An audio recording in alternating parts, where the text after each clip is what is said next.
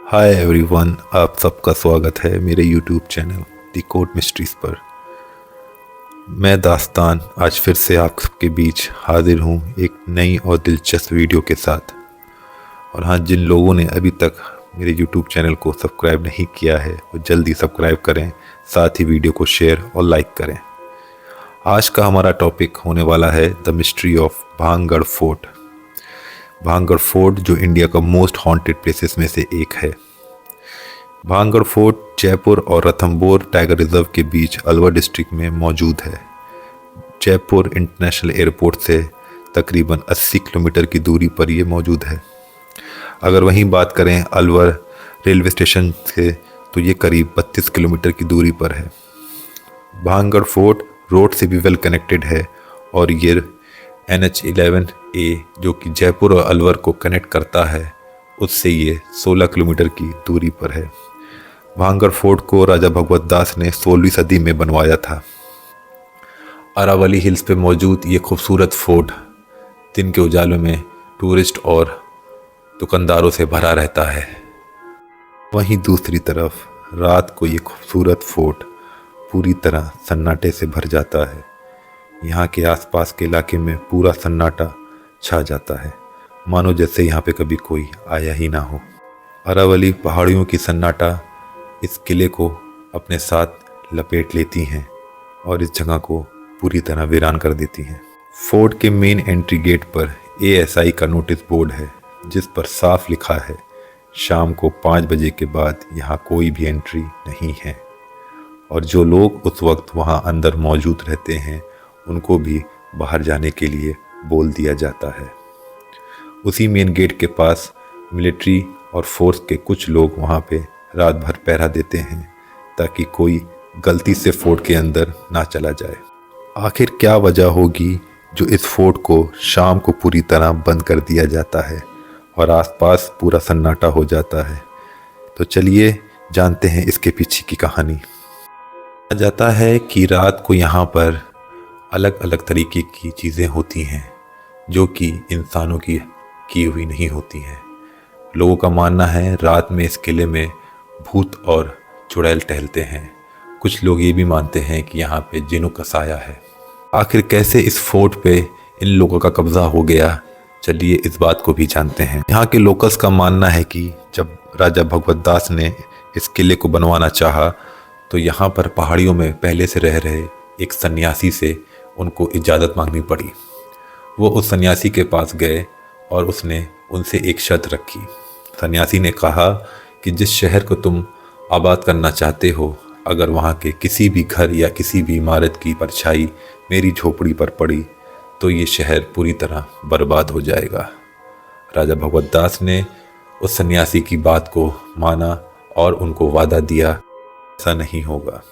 इस फोर्ट के साथ साथ राजा ने यहाँ पर एक छोटा सा टाउन बसाया। धीरे धीरे काम होने लगा और फोर्ट कुछ सालों के बाद बन के तैयार हो गया। जब ये फोर्ट बनकर तैयार हुआ था उस वक्त कहा जाता है कि गर्मियों का मौसम था। धीरे धीरे जब सर्दी का मौसम आया तो सूरज उत्तर से दक्षिण की तरफ जब घूमा तो फोर्ट के एक पिलर की परछाई लंबी होकर उस सन्यासी की झोपड़ी पर जा पड़ी। फिर क्या था, जो उस सन्यासी ने कहा था वैसा ही हुआ। ये खूबसूरत आबाद किया हुआ शहर कुछ ही मिनटों में बर्बाद हो गया। धीरे धीरे लोग वहाँ पर मरने लगे जिनकी मौतों का कारण किसी को न पता चला। लोगों के घर की दीवारें और फोर्ट की दीवारें अपने आप गिरने लगी, टूटने लगी।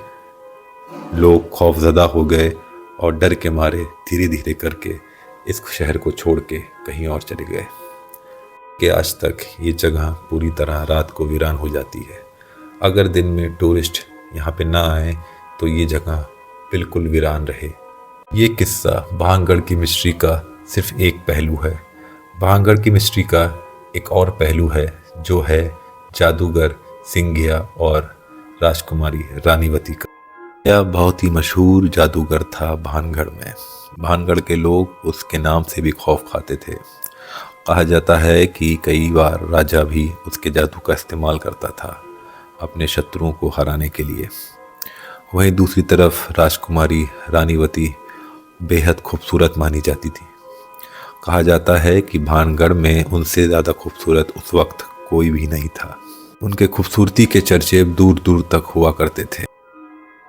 उस जादूगर की नज़र राजकुमारी पर पड़ी और वो उनके प्यार में पागल हो गया। कहा जाता है कि वो इस तरह पागल हुआ कि उसने उनको पाने के लिए अपने जादू का इस्तेमाल किया।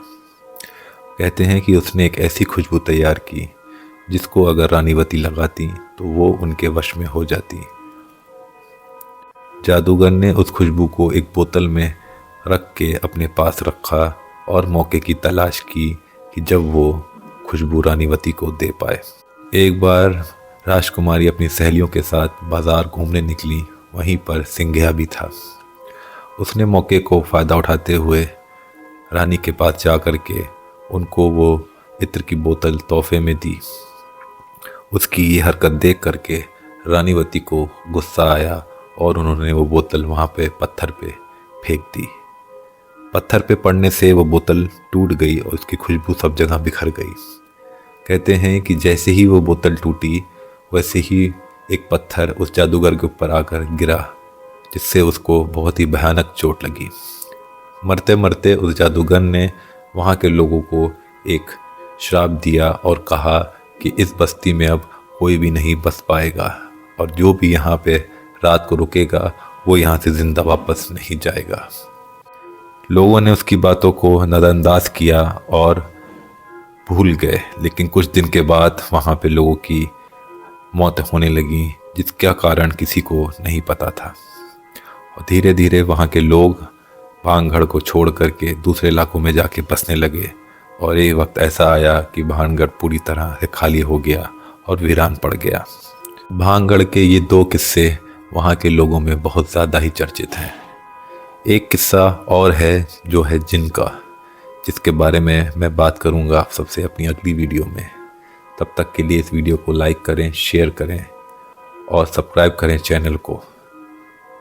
आपका दोस्त दास्तान।